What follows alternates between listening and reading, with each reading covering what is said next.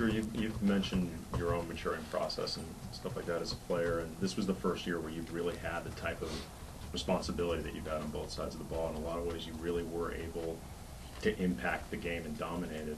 Is that something that actually requires just wrapping your head around, just like learning to understand that type of impact? Yeah, it really is, because what you have to realize is you're kind of so important to the game that, you know, what you do kind of can deflate the locker room or inflate the locker room. That's really the biggest change from I think last year to this year, or any other year for that matter. So obviously knowing that now, you're gonna approach the game in a different way, especially for the next year. Is it a matter of thinking less sort of about yourself and your own game and expanding that to the rest of the team? Yeah, you know, the next step is making your teammates better. And when you can do that, then you can really have success anywhere. How successful were you at that, you think? At times I was great, at times I was poor. I think it was up and down, and it can be more consistent. Did your relationship with Kobe grow at all this year? This year, you know, not much more than it has in the past. I mean, we are cool on and off the court, and really, he always is trying to, you know, motivate me and show me little things that are going to work. You know, be it watching tape or taking care of your body and stuff like that.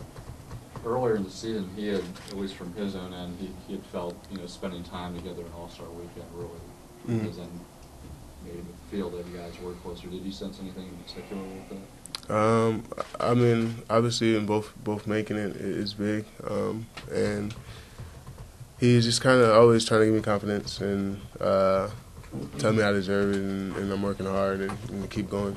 Did he give you any advice on how to navigate certain things that you were going through this season? Not so much in the media. It's more just about on the court, I would say. How satisfying of a year was this for you? Because, I mean, you did make your first All-Star team, and you put up bigger numbers, and you had the pass at the same time.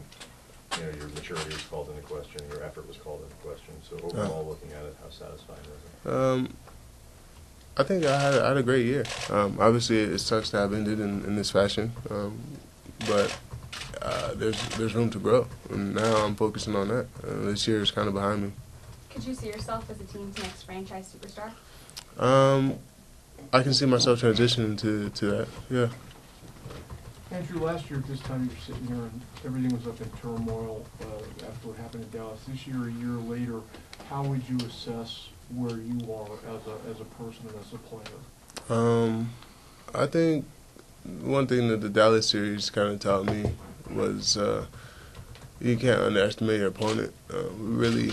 I went into that series thinking, hey, we beat these guys, you know, in the regular season. It's gonna be easy.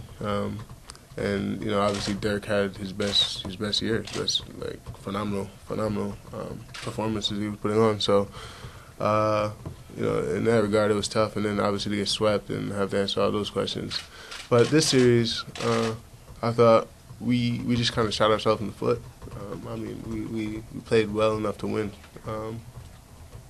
in a lot of those games, and to come out, you know, with that result is going to be tough. But the only thing you can learn from it is to always be in the moment and be thinking about the next play and staying focused. Andrew, you were mentioning earlier how close you and Pal have grown this year. How much have you sensed how he's just handled this whole year, ranging from the how he has? Yeah, the trade uncertainty, the different role. I really don't know. I mean, how he handled it, but I think, you know, he didn't let any signs of weakness show to us in the locker room. Like, I think he went out there and played. He played hard. Just how his role is different. I mean, how did you guys try to, I guess, fully utilize him? Because, I mean, he is a versatile player, but, you know, moving him as a facilitator kind of takes away a little bit of what he can provide himself. I think the way that the offense was run this year, it was tough at times, just because we didn't have practice and we didn't have time to really. We kind of just like put people in places, you know, and made the most of it. But that's what every team did this year. So I think he's definitely a facilitator. He can play that role. Obviously, you know, touches. He's someone who's worthy of a lot more touches. But it just kind of happened that's the way it was this year. Andrew, a couple of times you've talked about, the maturity process on your part. Do you think sometimes you are too honest, too brutally honest, and are you planning on monitoring some of your comments now? No, I don't plan on monitoring my comments, and I like, I kind of say what goes on, what happens. Do you think it's kind of weird or funny that us in the media always want players to be honest, and then when they are, take time to criticize them for being honest? Nah, because I don't really care if you guys criticize me or not. That's just what it is. Okay, I gotta go play regardless of what you guys write or do, and I'm gonna go do that to the best of my abilities. Are you doing gray hair? I had to have a lot of gray hair. My parents, both my parents are all gray. Oh, they are. Yeah, So but it's better to have hair than. Andrew, you still have the mentality you had earlier with all these trade rumors, this or that, or just speculation. It doesn't seem to faze you at all.